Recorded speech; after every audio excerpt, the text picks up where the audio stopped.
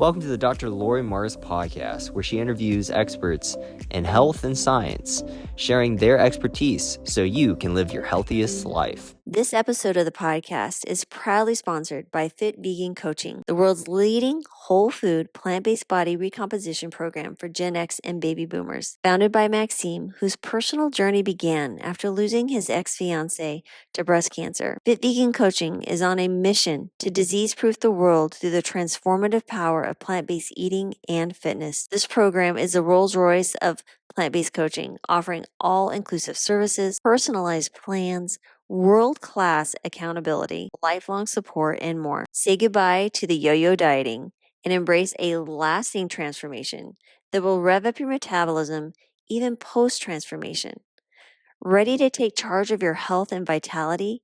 Head over to fitvegan.ca, that's fitvegan.ca, and mention Dr. Lori for exclusive bonus savings when you sign up. Don't miss this opportunity to join the movement towards a healthier, fitter, and more vibrant you. This episode of the podcast is proudly sponsored by The Healing Kitchen, your path to vibrant health. Immerse yourself in the transformative program, guided by the combined expertise of myself, Dr. Lori Marbus, and Chef Brittany Giroudi, who has lost 70 pounds on a whole food plant-based diet. Here's what's in store for you. Virtual weekly sessions. Engage in an immersive 60-minute virtual session every single week, where you'll delve into the world of wholesome plant-based goodness right from your own kitchen. Cooking with Brittany the first half hour. Unleash your inner chef as you're captivated by Chef Brittany Giroudi's culinary mastery that will delight your taste buds and nourish your body. Medical Q&A with Dr. Lori the last half hour. Prioritize your well-being during the second half hour. I will personally address your medical inquiries, providing evidence-based insights and personalized advice, empowering you to make informed choices for your health. So join us on the Healing Kitchen to help you step into a healthier and most vibrant future. Welcome to the podcast. I'm Dr. Lori Marvis, and I'm excited to welcome back a dear friend, Dr. Jud Brewer. How are you today? I'm good. Thanks for having me. Good to see you. It's good to see you. I just enjoy talking to you. So again, highlight of my day just happens to be recorded. But today we're going to talk about a new book. They're all amazing, but this is really good.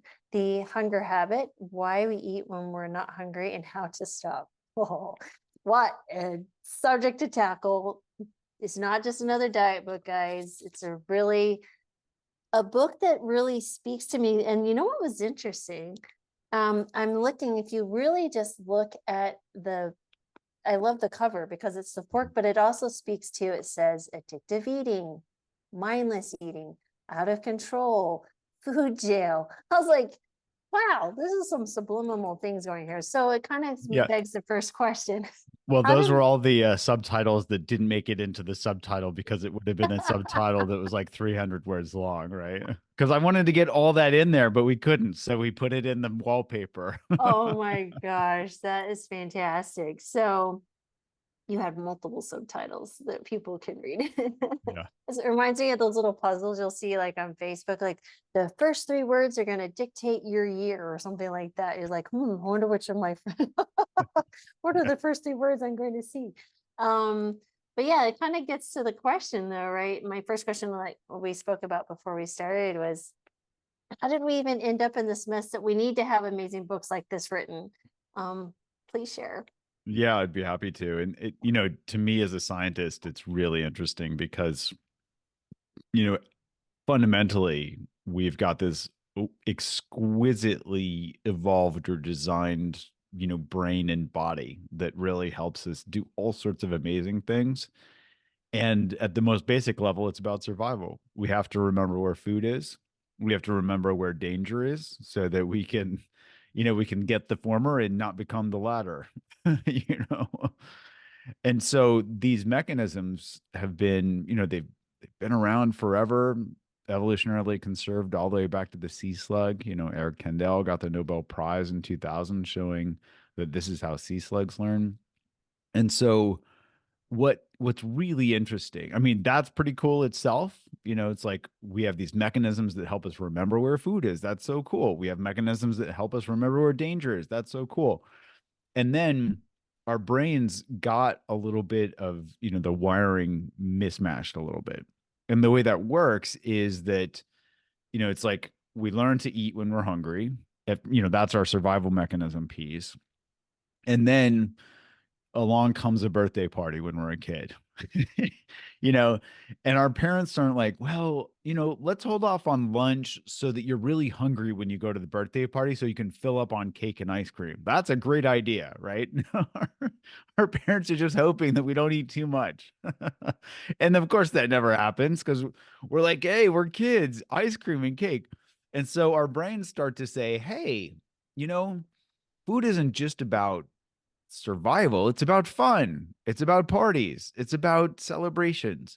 And so we learn to start to eat based on pleasant things, right? And think of all the times that that gets reinforced. Every time there's a holiday, every time there's a birthday, a retirement, a Super Bowl, you name it, there's food. And so we're learning to eat not when we're hungry, but when we're happy, when we're excited, when we're celebrating something. And then, but wait, there's more. The negative reinforcement mechanisms come in. And so this is that survival where we're avoiding danger. And the whole idea there is something unpleasant says, hey, get away from this. And so we get away and we learn. So then it's the day after the Super Bowl, or it's the day after somebody else's birthday, and we're sitting there, kind of, on our sugar, our sugar hangover, and then we're not feeling good, and our brain says, "Hey, I bet some cake could perk you up." So we go and eat some cake or some ice cream or some chocolate or M&Ms or whatever it is. And then our brain says, "Hey, that distraction felt better than wallowing in the pain and the suffering." But lo and behold, that creates more pain and suffering because we learn to negatively reinforce those processes. So then we start to eat when we're bored, when we're angry, when we're sad, when we're tired, when we're whatever. And these are really deeply ingrained things. I can still remember the association between getting popcorn at the movie theater and what that type of popcorn smells like when I was 5 or 6. Like I still have some vivid movie scenes because it was so exciting and such a treat to go to the movie theater. Now, if we look at movie theater popcorn, you know, that stuff is disgusting. you know, and I remember they're like, how many squirts of butter do you want? I'm like, Mm. as much as it will hold. you know Mm. so so it was that excitement of going, but those things get laid down pretty hardcore. So that's where, okay, I'm gonna add one more thing, and this isn't my thing because it's been written about a lot, so I'll just highlight it. In modern day, the food industry can engineer all this stuff to make it even more addictive. So we've got the bliss point, which is the perfect, balance between sugar, fat, and salt. We've got vanishing caloric density. Yes, there is a term called vanishing caloric density. So anytime you put one of those puffs in your mouth and it's gone and you haven't chewed, your brain says, what happened? I thought I ate something. And your mouth's like, nope, nothing here. Try it again. Gosh, it's Yeah, like it's the empty crazy. hole that can't get fed. Like, Yeah. Yeah. And then all these things have shelf lives of like 1,000 years. So you can keep it in your drawer forever and you can pull it out whenever you want. yeah, yeah, yeah. Speaking about all that, is it Salt, Oil, or Salt, Fat, Sugar, the book by Michael, what's his name? Somebody. Yeah, yeah. Yeah. It's a great book. It's a fan, and I actually interviewed him, and I'm so sorry. It'll come to me in a moment when I'm not thinking about it. Mhm. But he spoke about stomach share. Actually, like companies say they have stomach share, right? So Yeah. this company has this stomach share, and when I first discovered the terminology around bliss point, it reminded me of a Krispy Kreme donut Mm. because I took one bite one time of one donut, and it was so much to me. I was like, "Whoa." That was their bliss point. Was I don't have an average bliss point when it comes to at least sugary things. Now salty, well, that's another story. But Yeah. it's like, whoa. that was intense. How does anyone eat this? I mean, I would literally would vomit if I would have eaten that. So we are in a really struggling environment. We have a brain that wants us to eat to survive. It's just doing its job like it was Mhm. made to do. So what is a human to do? I think what I love about this book is you talk, it kind of speaks to, there's the human piece of us, but there's the being piece, which I think is Mhm. the crux of the change. And Yeah. um, but I also want to speak to that before we dive into deeper about what to do and how you do this and all the amazing work you do. Let's talk about, like you had mentioned earlier, that kind of resonated with other people and other podcasts, was the myth of willpower. Oh, Like, what yeah. is willpower? Does it exist? Why can't I make more? Well, let's see. Is there anything more to make? Well, we could I'm not gonna try to solve the thousands-year-old debate around, around willpower, but let's just highlight where it's problematic when it comes to eating. And the one-liner is it's more myth than muscle. So what do I mean by that? Well, it is the dominant paradigm, full stop, when it comes to changing eating behaviors. And I don't know where it originated, but certainly it became popular back in the 1960s, I would say, with the advent of Weight Watchers. Ready for a fun fact? The same year that Weight Watchers was founded, 1963, Lay's potato chips came up with their famous jingle, "Bet you can't eat just one." Yeah. Mm, Now, I'm not saying this is some vast conspiracy that they were well, it might colluding. be. I'm just saying. Hmm. The potato chip conspiracy. That's right. Yeah, they were in it together. Uh, And still are. so, but what it highlights is that this has been around for a long time, which Right. is, the same formula that I learned in medical school. I'm guessing you learned in medical school: calories in, calories out. Yep. Right. Right. Now, it was handed down to me on high, like it was on high, like it was a Newtonian law of physics, Mm, where they're like, duh, this is all there is to it. Just make sure that they don't eat cake and they eat salad. Like, what's the mm, problem? Well, the mm, problem it started when I started clinic. And then, I'm like, well, there's this formula. And my patient was like, yeah, I know the formula, but I mm, can't stop eating. you know? exactly. So Exactly. knowing the formula doesn't change behavior, which I Mm, learned the hard way.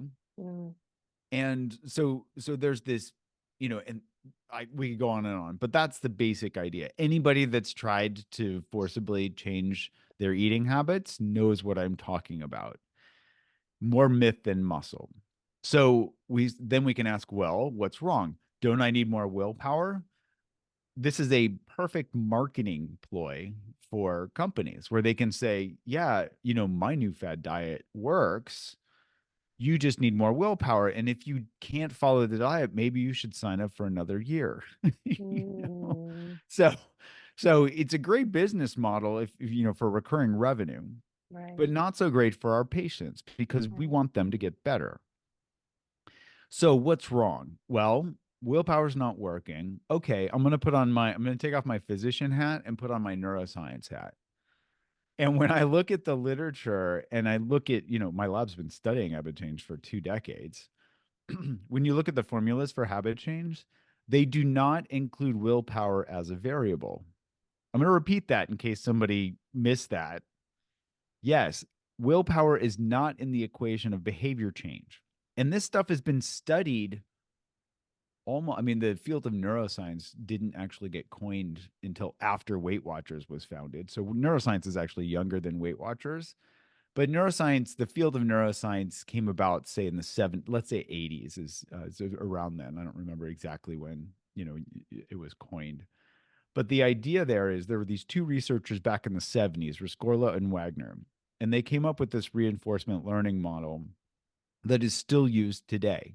It's been proven in mice, in other animal models, in humans, over and over and over and over. And it shows it can very accurately predict how people will form habits in other animals, how quickly they'll learn something.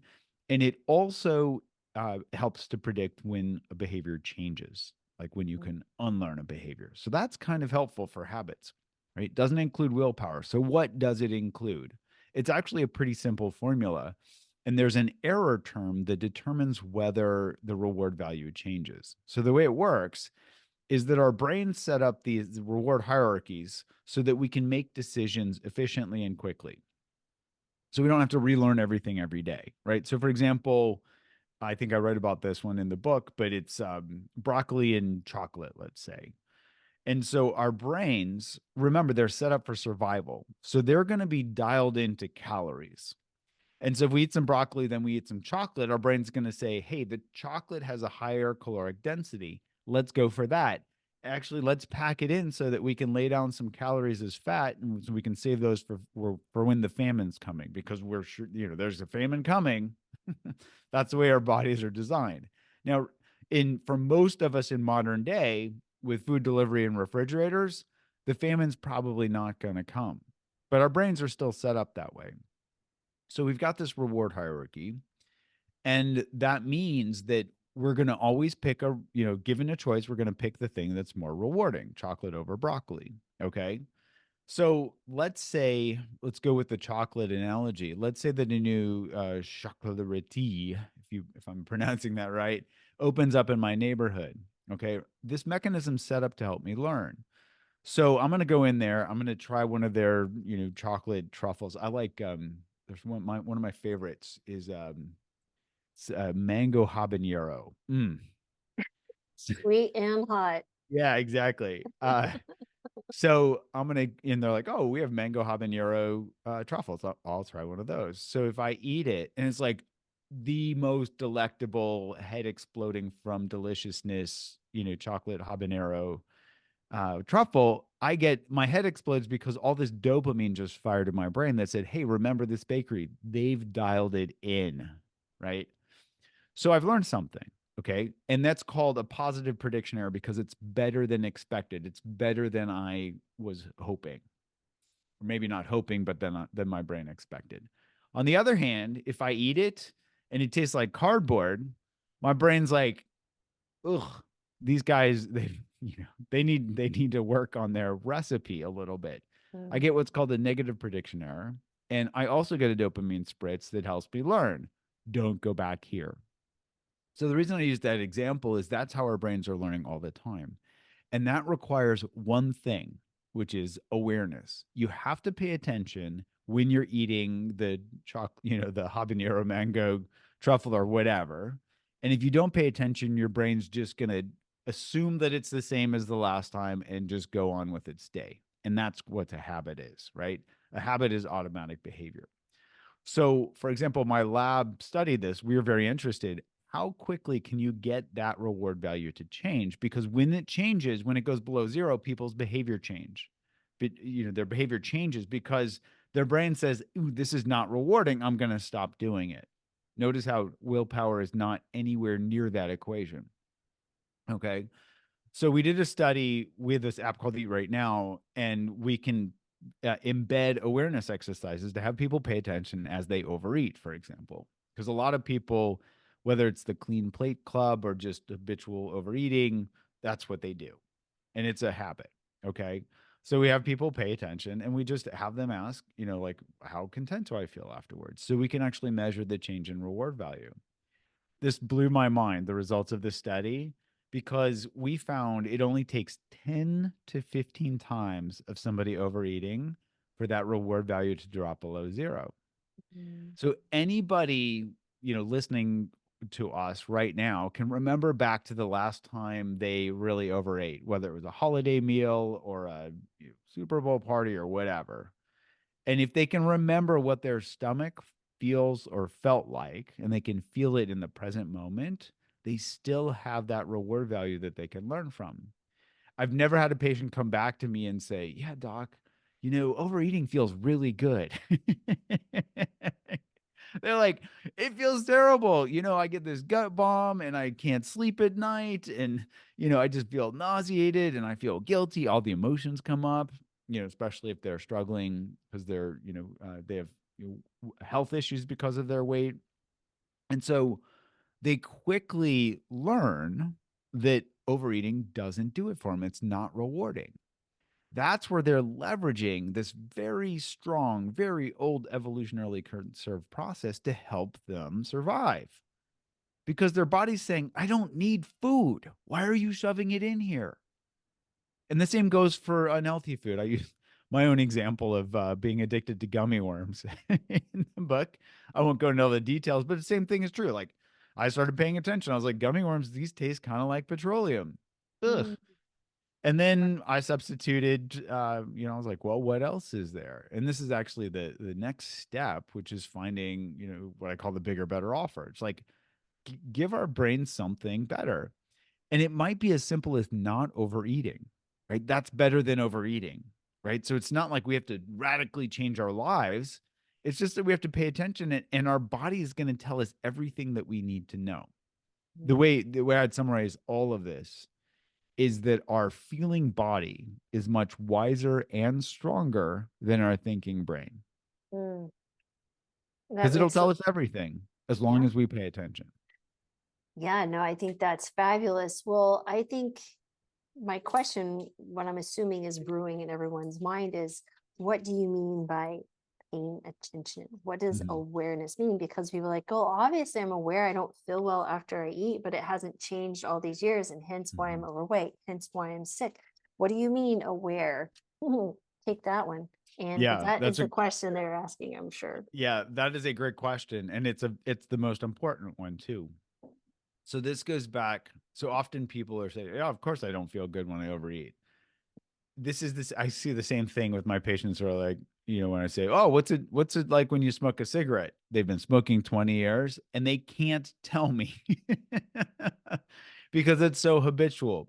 So I say, "Okay, what does it really feel like? Can you remember the last time you overate and can you describe it to me very clearly?" That's what I'm talking about in terms of awareness. It's not about thinking at all. It's about feeling into our experience. So, what does my stomach feel like? What are the emotions that come up after I do this? How's my energy level? For 5 minutes later, 20 minutes later, an hour later. For me, when I eat like refined carbohydrates or sugar, like I get a sugar rush and I crash. And I also get moody. Just ask my wife.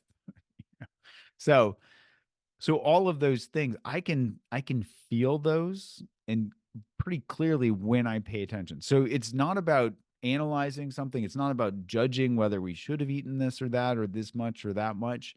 It's really about listening to our bodies. That's all it is. That's what I'm talking about in terms of awareness. Does that make sense?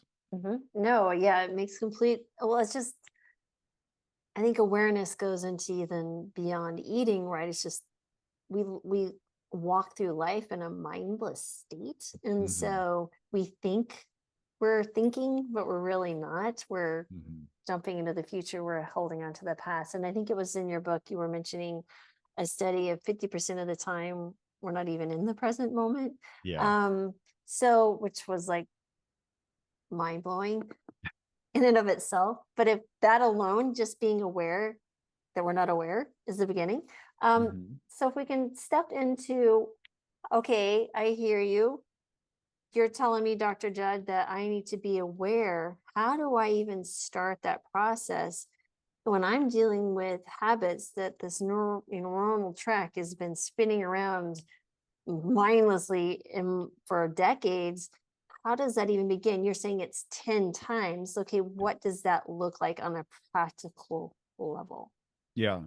Well, it starts with just recognizing whatever the behavior is. Mm, So this is, am I reaching for food because I'm hungry or because I'm bored, sad, lonely, frustrated, angry, tired, whatever? So basically, is it the category of actual physiologic hunger? This is called homeostatic hunger because we're out of balance. Or is it hedonic hunger? And I like that term because it's a misnomer, right? Hedonic hunger was made up by scientists to study this because it's so common. And it means we're eating not because we're hungry, but because of an emotion, right? Hedonic is like emotional tone. mm, So what category is it in? Am I actually hungry? Is this an emotion that's driving me to eat? So that's the first step of awareness. Like, why am I reaching for food? And that, can extend to while we're eating. Am I still, am I eating beyond satiety? Or, am I, what's this thing that's supposed to be food taste like? What's it actually taste like? Yeah. So that's where we start to dial in. You and I've talked about this before, but we dial into what I think of as a superpower. We dial into curiosity. And it's really about, what is this? What's happening right now? Why am I reaching for food? What type of food am I reaching for? Am I eating mindlessly?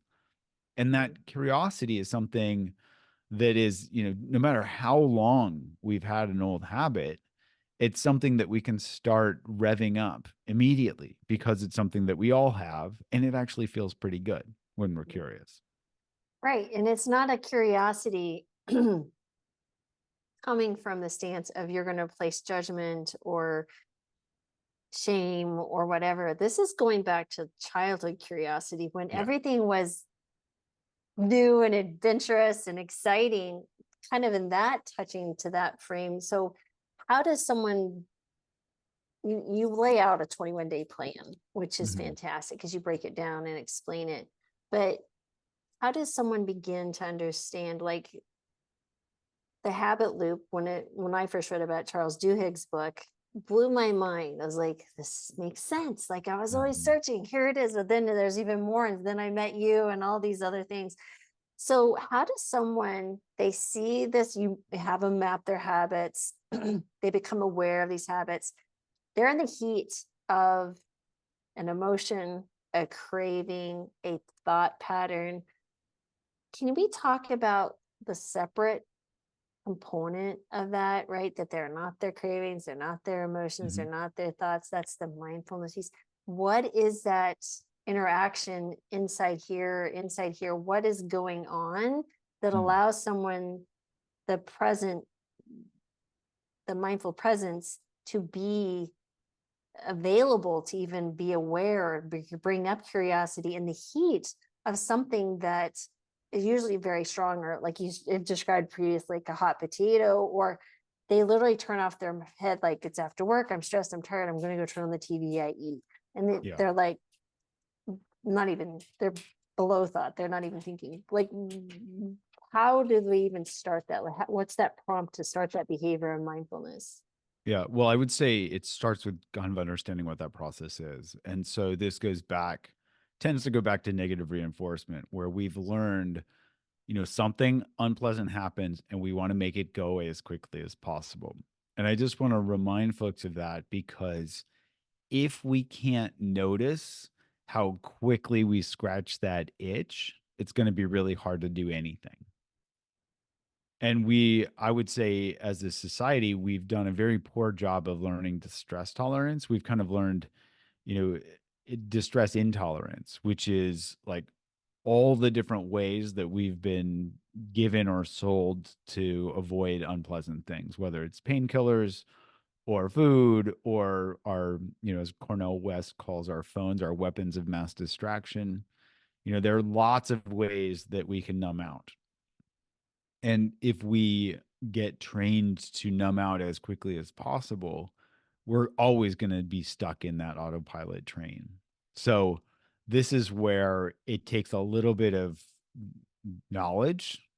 Think of it, this is a concept in the service of developing wisdom, a little bit of concept to be starting to be on the lookout for when we're stuck on that autopilot train. Mm, That can help us then take a beat and pause and start to ask, oh, what is it? Is this an auto, is this autopilot? Am I on yeah, an automatic, am I getting on the train, or have I been on the train for the last 5 minutes and not even right. noticed it? So that's where it starts. And then that helps us be able to bring in curiosity as a way to step back a little bit. And this is where, there's a great analogy that actually has a basis in physics that's called the observer effect. In psychology, they call it the Hawthorne effect. And basically, the idea is by observing, you're going to change your behavior. And so that curiosity helps us observe that habit loop so that we can start to relate to it differently.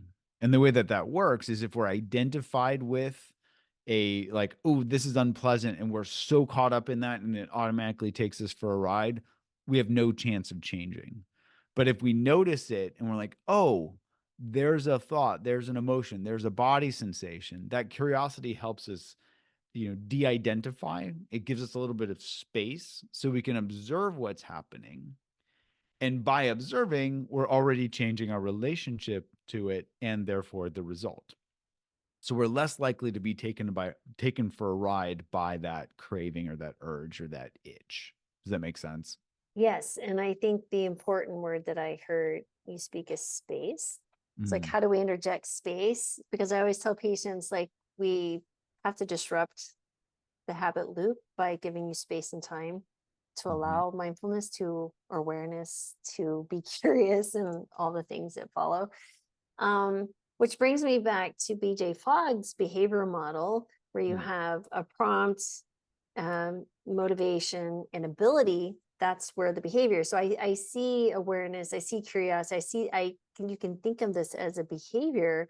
How can we utilize those tools and cultivate in your own help you with awareness, like a prompt of some sort? And so this reminds me of a story. I interviewed Dotsie Bosch, who was the oldest woman to win a cyclist. She won, I think she was 38. So old. Jeez. She won like an Olympic medal in track cycling where they go really fast around. It's scary enough. But what was really curious about for me, I mean, that's fantastic. But what was even more amazing is she had an eating disorder and was addicted to cocaine prior to becoming an Olympic athlete. Wow. And I'm like, how did you do that? And she's like, I worked with a therapist to let me do what I want, which is really, they did exactly what you talk about and outline in this book. Is she goes, she just said, put these little blue stickers, which were the visual prompts, on whatever prompted her or caused her to start this habit of whatever it was. She was a bulimic, she'd vomit or she'd overeat or snort cocaine. I didn't get into the details. But she said she made her promises she'd wait 30 seconds and just kind of go through like a RAIN discussion, like with herself, just ask her, investigate these questions. And she goes, and then she goes, at the end of it, she said, do what you want, make your decision. But she goes, in the beginning, I like, yeah, I did my 30 seconds and I did my whatever I was wanting to do. She goes, but over the course of months, she goes, I just got to the point that I didn't want to do it anymore. And so that was the really cool piece is like, this is exactly what you're teaching and sharing with your research. As like, I'm like, this is brilliant. So how can we utilize those type of things? Is there any other ways besides a visual prompt of some sort to help us break or give us space? Like, what are those? Like, I feel like in a library, where there's always space in the books, you're like how do we, there's a little divider or something, like how do we poke into that? Yeah. Yeah. Give I me think space. that's a really important question. So here, one is we can start when we're not reaching for the thing, right? And so we can, at other times of the day when we're more in control, so to speak, we can reflect back on the last time we did the thing, let's say overeating. And we can just as much as we can with as much detail as possible, remember what the experience was like, feeling into our body so that we can feel what the results were. The nice thing about that is that it doesn't mean that we have to repeat the thing to get that information. We might have already stored what I think of as a very valuable disenchantment database. And what I mean by that is if we've developed enough negative prediction errors, then that might help us change the behavior without us having to do it again.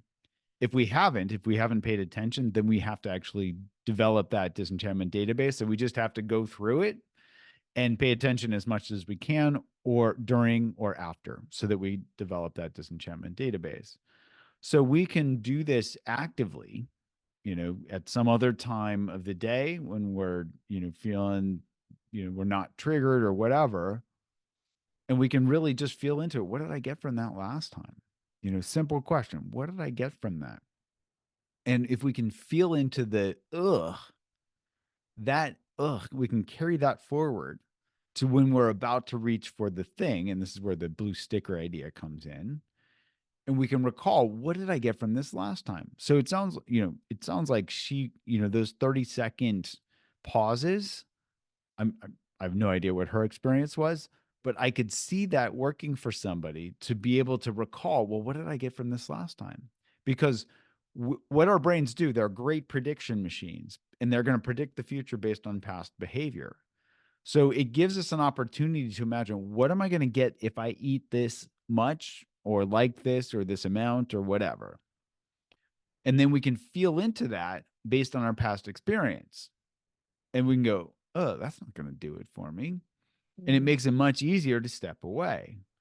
And if our brain's like, go for it, well, like it sounds like with this case too, it's like, well, go ahead, but pay attention, collect some data. Mm, And so that's how we can put that into practice. no, exactly. And I'll just come up with an example yesterday.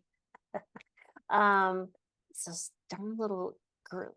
I think I've mentioned to you before the Girl Scout cookies. Those cinnamon cookies are like crack for me, right? And so this goes back decades before even being on a plant-based diet, doing anything else.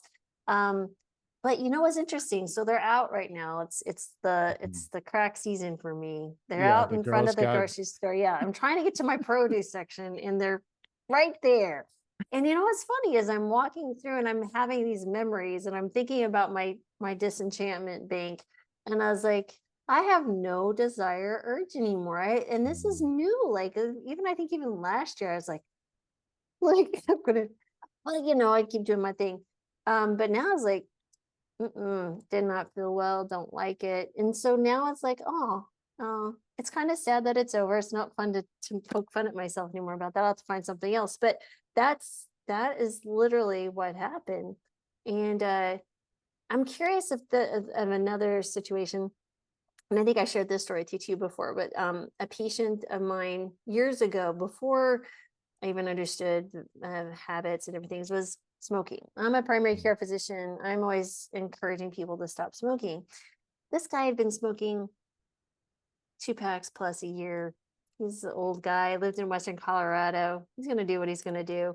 I tell him, the whole shebang about cancer, saving money, smell bad, social, blah, blah, blah. He made nothing. He's like, I just like it, Dr. Marvis. I'm like, okay, do what you can. I've checked off my box and I can go to sleep at night knowing that I've done my job. Did your best. I did my best. I just need good sleep knowing that I shared exactly. But it always kind of bugged me is like, how can I help people see that? Of course, first of all, they have to be wanting to change. But what was interesting, he came to me one day. He's like, well, Dr. Mervis, I stopped smoking. I was, well, that's fantastic. It was Two obviously packs nothing a I day. said. Giddy up. Yeah. Wow. He's like, literally, I stopped overnight. He's like, well, this should be a good story. He's like, well, I was sitting in my chair smoking my, oh, how many cigarettes that day. And he's like, my granddaughter came up to me and she started crying. And he goes, Papa, I don't want you to die. She goes, honey, I'm not going to die. What you talking about? He's like, well, I learned at school that if you smoke, you're going to die. And you're smoking, and that means you're going to die. And I don't want you to die. He goes, you know what? He put that cigarette and he goes, I haven't wanted to smoke since. He totally had an external, but I'm assuming his bigger, better offer is not causing discontent with his granddaughter. I thought that was so interesting that his rewards for that decades wiped out nicotine addiction, wiped out everything. So it really speaks volumes of the reward center, and the habit loop really is where we need to be paying attention. Absolutely. Absolutely. And so again, I don't know this person's circumstances, but this is where, I've seen this happen a fair amount where it tends to be men whose wife is pregnant with their first kid. And as soon as, the delivery happens, the smoking stops because they know they're like, bigger, better offer, kid or Mm. cancer, or cigarettes. Right, right. And all the things that come with it, right? Right. Things that we know, man. Oh yeah, And that's incredible. yeah, and so this can be, I call this single trial learning, where if a reward is big enough, or if Mm, the anti-reward is big enough, our brain, it's just like it is not worth it. And it's not even a conversation, right? Well, mm. anytime we're having a conversation with ourselves, we're going to lose anyway. So it's really about that feeling, it's that strong. Exactly. Well, okay, so now let's say someone is utilizing the book, you have a 21-day plan. Mhm. Um, what can they expect to start happening? Like, is this just like they're like suddenly just one day, whoa, the habit's over, or is like, how does this evolve typically in a patient or someone who's reading this book? Like, what can they expect by Mhm. engaging in this? Because I think this gets back to how you speak about it in the book of like, how long does it take to create a new habit or stop this habit? Obviously being 10 times with the disenchantment and the reward below zero. But anyway, can we walk us to what to expect? Sure. Well, first off, it's not so for some people it might be 21 days, but for Right. most people, I set that up as kind of a dig on one of these big internet myths around how long it takes to change a habit. Right. Which, so if you look on the internet, how long does it take to form a habit? You'll find 21 days, almost guaranteed, because that's like what's risen to the top and it's going to stay at the top because everybody keeps blogging about it, even though it's not true. And what I mean by it not being true is that this is based on somebody making an offhanded comment in his book from the 1960s. This was a plastic surgeon who was writing about his patients and how long it took them to get used to their new nose jobs. And it was about 3 weeks. So Mhm. 21 days, it's a nice number. It's reasonable. If it were 6 months, nobody would want to believe that. And they'd be like, Mm, oh, suck. I'm not going to write about that. But if they're like, hey, 3 weeks, buy my product or whatever they're trying to do in right. their blog, they're gonna go search on the internet and find that it's the top hit and not go searching for references. So Mm, that's why it's out there. And so that's my nod to don't believe everything you read on the internet. But so I break it down and there are basically 21 steps that all build on each other. And right. that's where the 21-day plan comes in. And the Right. idea is, you can roughly break it into three major categorical steps, which is, kind of start mapping out these habit loops. That's the first step. The second step is this disenchantment database that we've been talking about that leverages this prediction error, that our brain's doing all the time. And then the third step is a little more, I'd say a little more fun because the second step isn't always pleasant for people, which is finding that bigger, better offer, right? And whether it's simply not overeating or finding a different food. For example, if they're for me it was the gummy worm addiction, flip that to blueberries. And so whatever, because our brains are going to say, well, I have to eat, Mm, so if I want something sweet, what can what's going to work for me? And right. that's going to be individual. But I Right. would I would just put out there that it's worth exploring how exquisitely co-evolved many fruits are with humans, right? So it's like for me, blueberries are this perfect, they're bite-sized, they're sweet. Well, I just realized this about blueberries a little while ago, which is you get so intermittent reinforcement, slot machines, you don't know when you're going to win. So blueberries are kind of like a slot machine in Yes, terms they of are. how sweet the next blueberry is going to be. You and I share that blueberry addiction. Oh no, I totally understand. Yeah. Yeah. But the nice thing about blueberries is that they've got the perfect mixture of Mm, fiber in there where yeah. you're actually feeling full. And they're not saying, eat the next one, eat the next one, which is very different than things like milk chocolate or cookies or anything with a Mm, bliss point that's saying eat more, eat more, eat more. It's designed that way. Blueberries, mm. they're designed basically to help you pass their seeds on.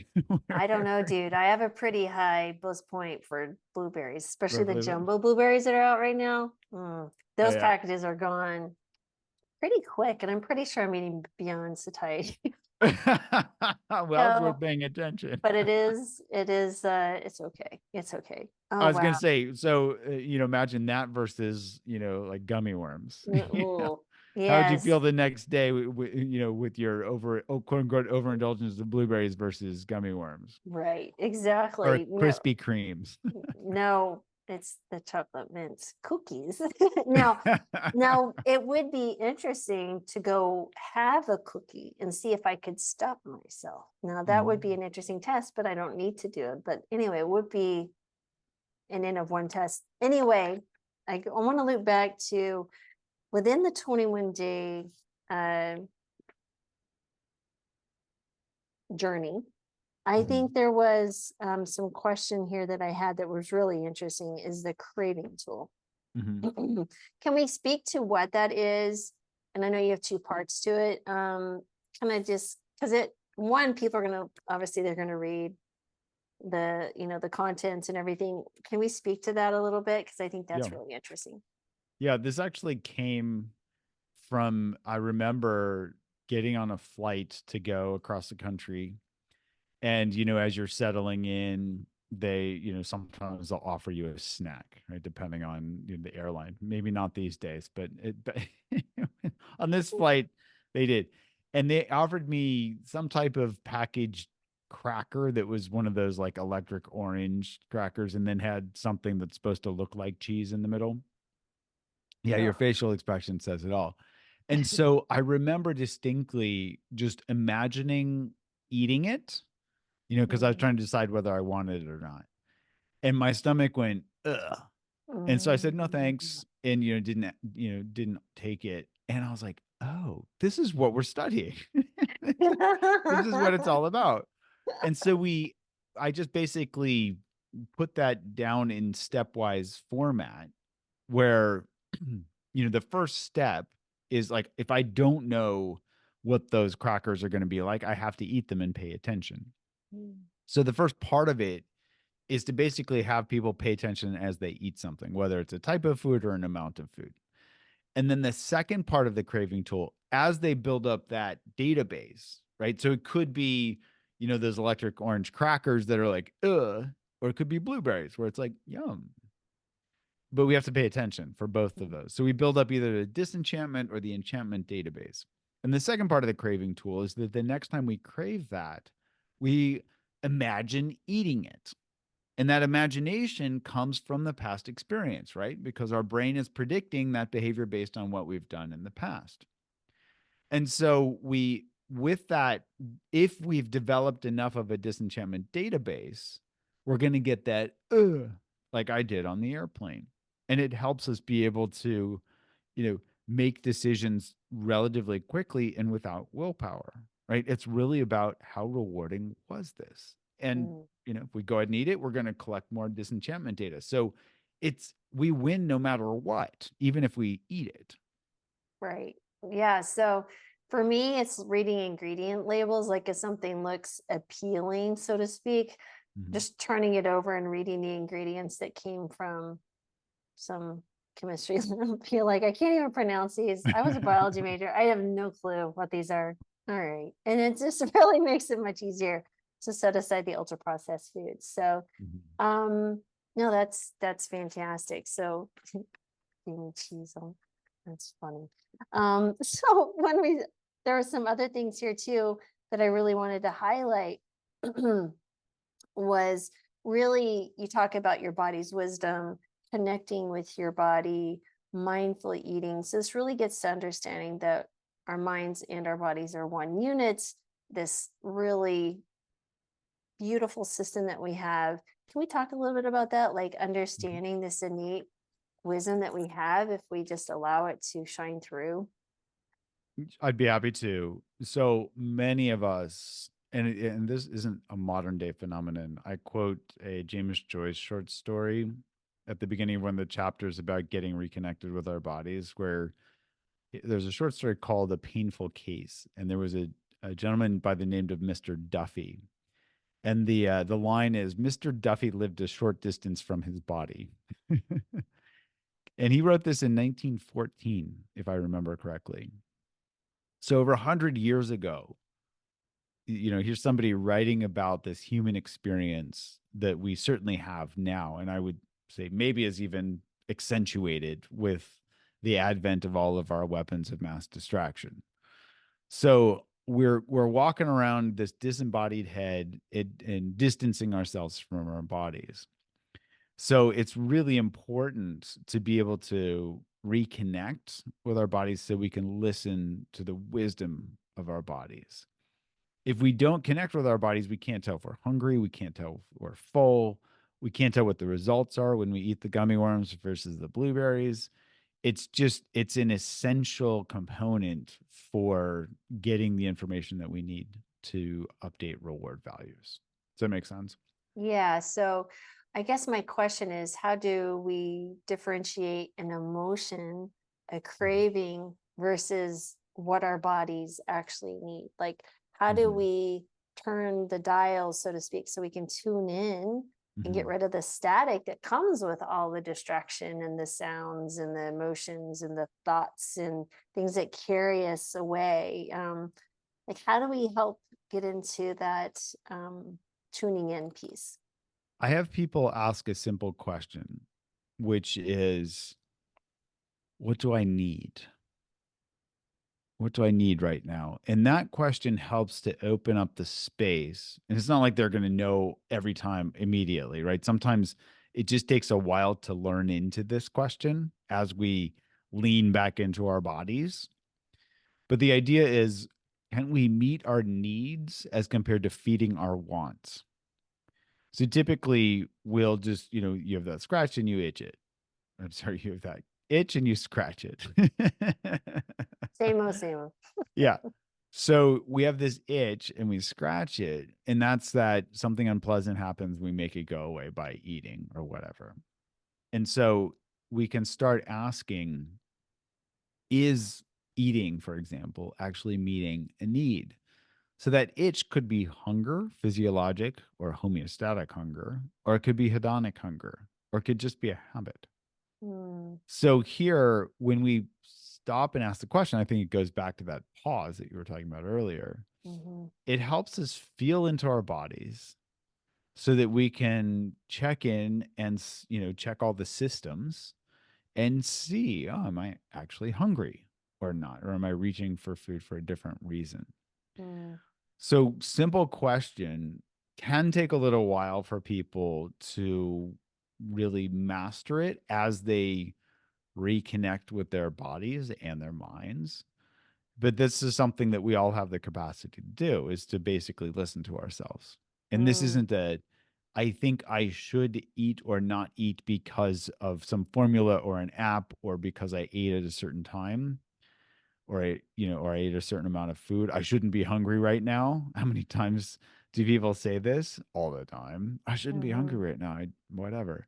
Well, listen to your body. What's it saying? mm, Right? mm, right. And if we shouldn't be hungry, for example, is there an urge to eat because we just saw some food or because we got an upsetting email or because of X, Y, or Z? Right? It could clue us in to really check in to be like, huh, am I really hungry? It could be that we're hungry for whatever reason. And it could be that it's habitual reaching for food. And so that helps, it's just a little tool to help give us that pause. And then Mm, an invitation to reconnect with our bodies and ask, what's going mm. on? That's interesting. So I have, reflecting on what you're saying here, I have a questionnaire that when I see patients, and one of my questions is, what does your body need to heal? And or Mhm. I said, what's your body, spirit, and mind need to heal? And what's really interesting is some of the responses that I get. Hmm. Some of them are very what you'd expect. I need to eat healthy foods. I need to do this. I need to do that. Others are like, I don't know. That's a really interesting, good question. And I could almost give you a prediction of those who are like, huh, I don't know, that touching instead of this kind of just rote answer. They tend to do better because Hmm. it's an opening and a space to inner reflection, because we are so distracted and so like running around like mindless, crazy creatures.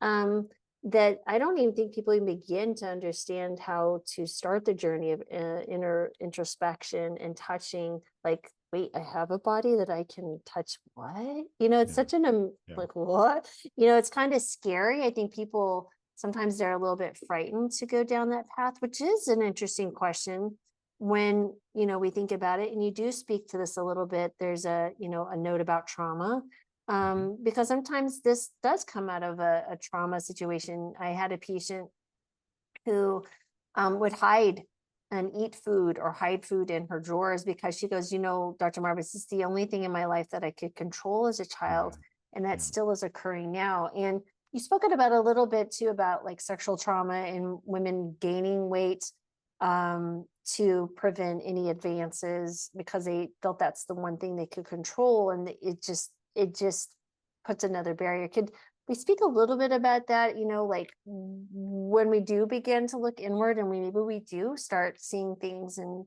dealing with things that are kind of scary and frightening, like what should someone do or where should they start beginning to turn for help? Yes. Well, and again, this is also individual. Yeah. So how it starts with just kind of identifying what might be driving a behavior. And then if there, if it uncovers a traumatic history or something like that, then asking, what's the best type of support for me? And then there Mm, are all different ways that people can get support, whether it's therapy or support group or, a lot of different types of trainings. So that's pretty individual. mm, And one thing that I find helpful, regardless of where somebody gets support, is just really honoring and acknowledging their previous self, because often people they'll hold on to the identity of trauma, which can actually ironically keep them stuck in the mm-hmm, past, mm-hmm, or that they can't overcome it because it happened, or something. And so being able to acknowledge and honor, that something happened, that it wasn't their fault. That's really important for people to hear. It's not their fault, right? They weren't in control. Or, they're like, oh, I could have done. No, it wasn't your fault. It shouldn't have happened. It's on them, right? And often this happens as kids, like you mentioned. I see this a lot. I see this a lot as well, where, I remember somebody who's his only, it's like the only thing kids have control over is like eating or worrying. There's one guy he would just worry because that's all he could do. And so he had to honor that so he could let it go. Right? And the way that I think about this is it's kind of like, here was a pair of shoes. Like, if somebody, all they can do is eat as a way to numb themselves. I had a patient who started doing this when she was like 8 or 10 because her mom was emotionally abusing her. And by the time she came to see me, she was like 30 and was binging on entire large pizzas in one sitting. And so that was her only coping mechanism for her negative emotions for, 20 some odd years. And so, we've got to honor this so that we can let it go and see that those shoes don't fit anymore. And then we get a new pair of shoes. So those new shoes are kindness, is where whatever the support mechanisms can help us find and put on those new shoes, and see that, oh, these shoes fit better. They don't hurt my feet, right? So that we can move on in life. I have to say, mm, just last week, I got an email from this patient. She said, I don't know if you remember me, 8 years ago. And she's like, since then, I've lost over 100 pounds. I can eat 2 pieces of pizza and stop, mm, and she went to Everest mm, Base Camp, like all these things that, wow. she met all these dreams that she never thought she could have. And it all started with seeing where she was getting in her own way. Not her fault. Mm, It's not like, mm, oh, it's my fault that I'm getting in my own way, but she could mm, see, oh, this was a habit. And when I mm. see how my mind works, I can overcome it by learning to not only work with my mind, but make my mind work for me. Mm. Oh, I like that, how she can make her mind work. You're basically the conductor of your own habits, and it's empowering, right? You're giving patients freedom to create their own choices. And the beautiful thing is, even in this environment that we live in with these ultra processed foods, with corporations and whatever your belief and all that is, they can make different choices. And we actually have the power and the autonomy without willpower to make different choices, because Yep. we connect to that, our values, the better shoes, or maybe we decide we don't want to wear any shoes. That's okay too. So, but Yeah. you'll make your better choices at the end of the day based on what your needs are. And they're typically in a much healthful place, because at least we start that awareness, like just in their Mhm. daily lives. So Mhm. that is fantastic. Wow. Well, I I recognize it's been an hour. I could always keep going talking here. But Yes. as far as final words, is there any additional words of wisdom? I always feel like I walk away a little smarter and a little better just because talking to you. So please Uh, share anything that's on your heart with our the team, our audience. I think we've touched on this, but I just want to say it explicitly, which is, we've talked a lot about curiosity. Mm, Really, this goes hand in hand with kindness, right? And just like I spoke about with this last patient, it for her, if I remember correctly, it started with helping her awaken the self-kindness, right? And so the kindness and the curiosity really go hand in hand to help us, be able to work through the past and live into the future in a very different way. mm. Yes, I like that. And put the energy into this current moment, which is really all we really have. So, Mhm. and taking away, don't taking the power away from the past, which is fantastic. Well, thank you as always, Dr. Jud Brewer. You're amazing. And you guys check out the book. You'll see the link, The Hunger Habit. I'm already sending it to patients. So, um, fantastic as always. Thank you for being here with us today. That was my pleasure.